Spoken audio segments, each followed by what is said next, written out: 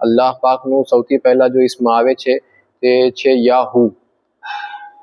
જે વ્યક્તિ, જે શખ્સ યાહુનો જિક્ર 29 વાર કરશે એના ઉપર દોઝખની આગ અસર ન કરશે.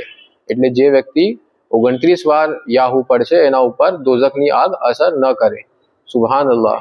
જુઓ અલ્લાહ પાકના ઇસ્મની શું બરકત છે. જે વ્યક્તિ દરરોજ આ ઇસ્મ પાકને 1000 વાર પડશે, એટલે આ ઇસ્મ પાકનો દરરોજ 1000 વાર જિક્ર કરશે, એ લોકોમાં મકબૂલ થશે, લોકો એની વાત સાંભળશે અને એના ઉપર વિશ્વાસ કરશે.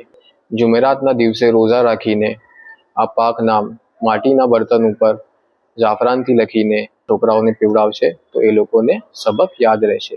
જે બાળકો અમારા સબક ભૂલી જાય છે એ લોકો માટે આ અમલ ખૂબ મુફીદ છે. જે વ્યક્તિ એક મજલિસ એટલે એક જગ્યાએ બેઠો રહે, એક મજલિસમાં યા અલ્લાહ યાહુ આ ઇસ્મે પાકનું 12000 વાર જિક્ર કરશે, એ તમામ મખલૂકમાં મકબૂલ થશે.